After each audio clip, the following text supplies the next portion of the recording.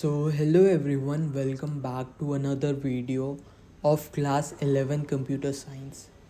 तो यार आज जो हम चैप्टर पढ़ेंगे वो है कंप्यूटर सिस्टम और ये सारे एनसीईआरटी के टॉपिक्स हम इस वीडियो में कवर कर रहे होंगे। So let's start with our introduction. What is computer system? Computer एक ऐसा इलेक्ट्रॉनिक डिवाइस है जिसमें इनपुट, प्रोसेसिंग और आउटपुट होती है। ये तुम बचपन से पढ़ते आ रहे हो। So what exactly are these input devices? The devices that convert the data into a digital form that is acceptable by computer system. तो यार ऐसे डिवाइसेस जो ह्यूमन अंडरस्टैंडेबल डेटा को डिजिटल फॉर्म में कन्वर्ट करे उसे हम क्या बोलते हैं? Input devices. इनके एग्जाम्पल हो गए keyboard, mouse, scanner. Next we have is output devices. ये उसके अपोजिट करते हैं, that is they convert digital data into human understandable form. Output devices के एग्जाम्पल हैं desktop, printer, speaker etcetera. So overall एक कंप्यूटर सिस्टम में input, processing और output होती है। एक बार ऊपर से देख लो। So next we have is CPU। इसकी full form central processing unit. ये एक ऐसा इलेक्ट्रॉनिक सर्किट है जिसकी हेल्प से PC में प्रोसेसिंग होती है। इसको हम PC का ब्रेन और माइक्रो प्रोसेसर के नाम से भी जानते हैं। तो यार मोटा मोटी देखें तो CPU 3 चीज़ों से मिलकर बना है। First we have is control unit. It acts as central nervous system and it controls all input output devices. Also it passes data to next ALU। ठीक है, तो यार ये सारे रोल्स हैं इनके। Next we have is arithmetic logical unit. इसके अंदर सारे अरिथमेटिक और लॉजिकल ऑपरेशंस परफॉर्म होती है। Third we have is registers. इसमें जो डेटा होता है वो टेम्पररी स्टोर होता है। ठीक है, तो यार देखो माइक्रो प्रोसेसर कितने कॉम्प्लेक्स होते हैं, इसलिए ये मार्केट में इतने एक्सपेंसिव आते हैं। सो नेक्स्ट टॉपिक एवोल्यूशन, मतलब विकास। तो यार ये कंप्यूटर की हिस्ट्री है, रीड कर लेना, श्योर शॉर्ट इससे कुछ आएगा नहीं। Next we have is computer memory. अब यार तुमने कभी ना कभी ये तो सुना होगा कि कंप्यूटर बस 0 और 1 अंडरस्टैंड करता है। अब एक कमाल की बात, दुनिया का हर एक वर्ड, हर एक सिंबल और हर एक कैरेक्टर 0 और 1 में कन्वर्ट हो सकता है। कितना फैसिनेटिंग है ना। तो यार इसी 0 और 1 को हम बिट बोलते हैं। ठीक है, इस 0 और 1 को हम क्या बोलते हैं? बिट। और अगर 4 बिट हम आपस में मिला दें तो वो फॉर्म करता है निबल, NIBBLE। ठीक है, तो यार ये निबल के एग्जाम्पल्स हो गए। और सिमिलरली अगर हम 8 बिट आपस में मिला दें तो वो फॉर्म करता है 1 बाइट। इतना आई गेस क्लियर होगा। अब यार जो तुम बोलते हो कि 16 GB की पेन ड्राइव, 8 GB की रैम, ब्ला ब्ला, उसमें ये GB, MB, तुम्हें पता है क्या होते हैं? यही होती हैं units of memory. So unit of memory में ये देखो, 1 GB में 1024 MB होते हैं और 1 MB में 1024 बाइट्स होते हैं, जो हमने ऊपर पढ़ा था। यार एक चीज़ ध्यान रखने वाली कि तुम कन्वर्जन में ये याद रखना कि 1 GB में 1024 MB होते हैं, ना कि 1000 MB, जो कि बहुत लोग गलती करेंगे। सिमिलरली 1 TB में 1024 GB। ठीक है, तो यार ये सारे आपस में कन्वर्जन्स है, डायरेक्ट आंसर पूछते हैं तो तुम ये रट लेना। नेक्स्ट कंप्यूटर मेमोरी जो हम पढ़ रहे थे वो फर्दर 2 टाइप की होती है। एक होती है प्राइमरी, दूसरी होती है secondary. So primary memory is also called main memory. ठीक है, जब भी तुम्हारा कोई भी सॉफ्टवेयर स्टार्ट होता है सबसे पहले वो प्राइमरी मेमोरी पे लोड होता है, उसके बाद CPU के थ्रू उसकी प्रोसेसिंग होती है। सो प्राइमरी मेमोरी भी फर्दर 2 कैटेगरी में कैटेगराइज्ड है। First we have is RAM. Second we have is ROM. So RAM की full form random access memory, ROM की रीड ओनली मेमोरी. RAM जो होता है डेटा टेम्परेरी स्टोर करता है, whereas ROM permanent storage के लिए होता है. RAM वोलाटाइल होता है, मतलब डेटा आराम से लॉस्ट हो सकता है, but ROM is non volatile. RAM is used for normal operations whereas ROM is used for starting up the software. ठीक है, RAM is faster than ROM. तो यार ये तो हो गए डिफरेंस इन दोनों के बीच. Second type of memory we have is secondary memory. इसमें जो भी डेटा परमानेंटली स्टोर होता है, और डेटा परमानेंटली स्टोर होता है इसलिए ये नॉन वोलाटाइल होती है. इसमें कंपैरेटिवली लार्जर स्टोरेज कैपेसिटी होती है और CPU इसको डायरेक्ट एक्सेस नहीं करता है. इसके example we have is SSD, hard disk, pen drive etcetera.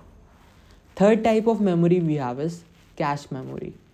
तो यार ये बहुत ज़्यादा हाईली स्पीडेबल मेमोरी होती है जो CPU और प्राइमरी मेमोरी के बीच में एज एन इंटरफेस काम करती है.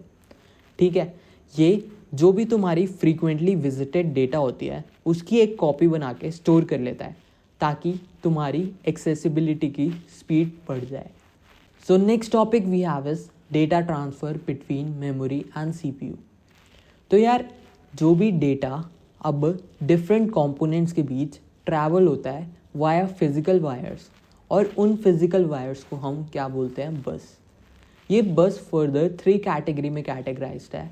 First we have is data bus जो इंटरलिंक करती है डिफरेंट कंपोनेंट्स को. Second we have is address bus, ये लिंक बनाती है किसका, CPU और मेन मेमोरी के बीच. Third we have is control memory. Control memory जो भी कंट्रोल सिग्नल्स होते हैं उनको कम्युनिकेट करने में हेल्प करता है. अब इसमें नोट करने वाली बात यह है कि बस डेटा बस बाई डायरेक्शनल होता है, बाकी एड्रेस बस और कंट्रोल बस दोनों यूनी डायरेक्शनल होते हैं. Next we have is microprocessors. तो यार अर्ली डेज में एक हमारे पास CPU आता था जो कि कम से कम 5-10 किलो का होता था, but in today's era we have a single microchip जो पूरा CPU जैसा एक्ट करता है. It performs data processing, arithmetic and logical operations.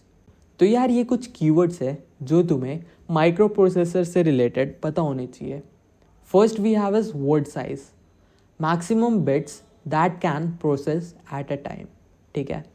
Second we have is memory size of RAM depending on the word size.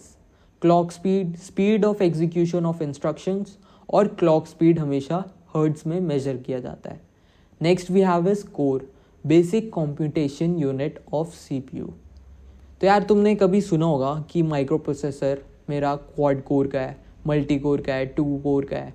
तो यार उसकी ये जो बेसिक कंप्यूटेशन यूनिट है उसके अंदर 2 कोर में 2 होती है, क्वाड कोर में 4 होती हैं.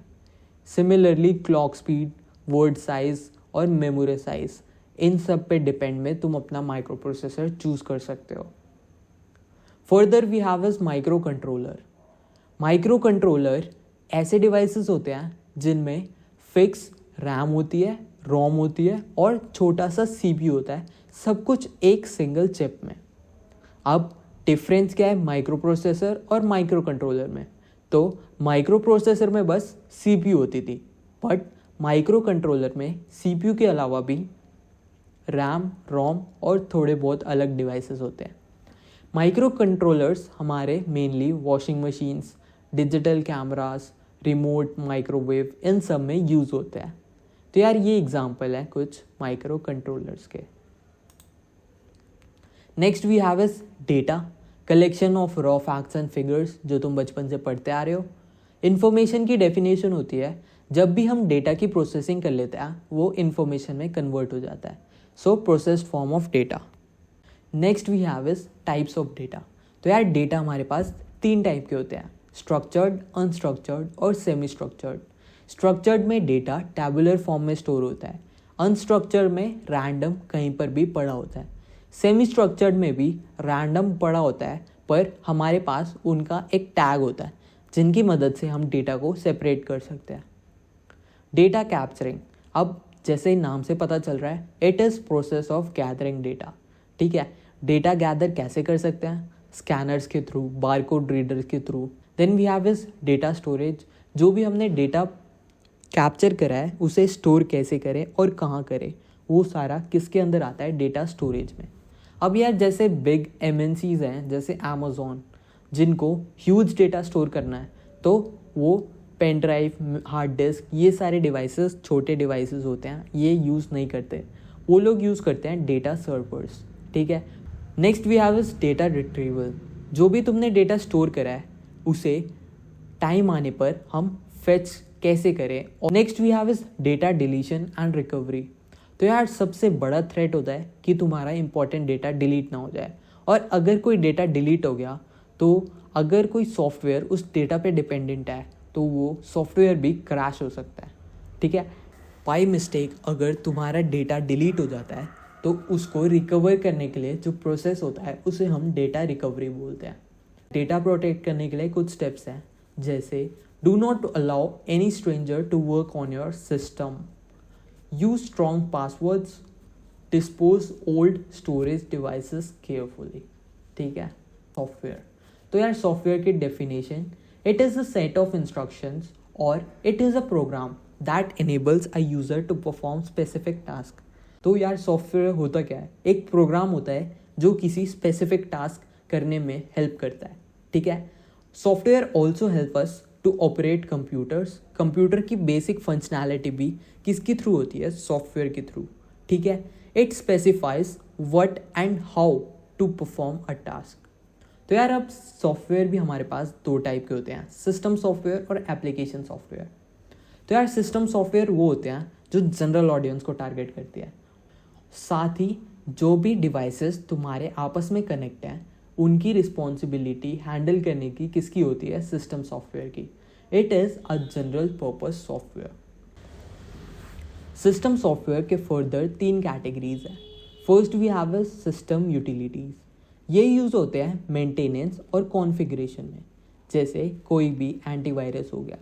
डिवाइस ड्राइवर्स, जो किसी स्पेसिफिक डिवाइस को कंट्रोल करने में हेल्प करते हैं, जैसे तुमने कभी वेबकैम लगाया होगा तो उसका एक अलग से सॉफ्टवेयर आता है जो उस वेबकैम को ऑपरेट करने में हेल्प करता है। Third we have is operating system, जो हमारा लास्ट टॉपिक भी है इसलिए हम इसे बाद में पढ़ेंगे। तो यार सॉफ्टवेयर की दूसरी टाइप होती है application software. It is used to perform specific task. ठीक है, जो सिस्टम सॉफ्टवेयर था वो जनरल ऑडियंस को टारगेट कर रही थी, बट एप्लीकेशन किसी स्पेसिफिक बंदे को स्पेसिफिक काम करने के लिए हेल्प करती है। इसके भी 2 टाइप के होते हैं, एक जनरल पर्पस, एक कस्टमाइज। जनरल पर्पस जो बहुत सारे बंदों को एक साथ टारगेट करती है, जैसे फोटोशॉप बना दिया, अब हर एक ग्राफिक डिज़ाइनर फोटोशॉप यूज़ कर सकता है। ऐसी MS वर्ड यूज़ हो सकती है, iTunes etcetera. Second we have is customised. यार किसी कंपनी है और तुम्हें अपनी वेबसाइट बनवानी है या सॉफ्टवेयर बनवाना है, तो तुमने एक अपना कस्टमाइज्ड और अपने डिज़ाइन के बेसिस पे एक ऑर्डर दे दिया एप्लीकेशन का, तो वो किसके अंदर आती है? कस्टमाइज सॉफ्टवेयर के। For example school management, accounting etcetera. तो यार ये एग्जांपल है एप्लीकेशन सॉफ्टवेयर के और ये है ऑपरेटिंग सिस्टम के। So last topic we have is operating system. It is the main part of computer system. इसकी रिस्पॉन्सिबिलिटी होती है कि सारे रिसोर्सेज को आपस में कनेक्ट करके उनको एक दूसरे से एक्सेसिबल बना पाए। तो यार ऑपरेटिंग सिस्टम जैसे फ़ोन के लिए एंड्रॉयड जितना इम्पॉर्टेंट है उतना ही किसी PC के लिए operating system. It provide services to many computer softwares. ठीक है, अब OS हमारे पास डिफरेंट टाइप के हो सकते हैं। इंटरफेस ऐसी चीज़ होती है जिससे ह्यूमन इंटरैक्ट करता है। तो यार सबसे पहला होता है कमांड बेस्ड इंटरफेस। इसके एग्जांपल्स होते हैं MS-DOS, यूनिक्स। तो यार कभी तुमने MS-DOS में कोडिंग करी होगी तो तुम्हें पता होगा कमांड बेस्ड UI कैसा होता है। इसका इंटरफेस कुछ ऐसा दिखता है।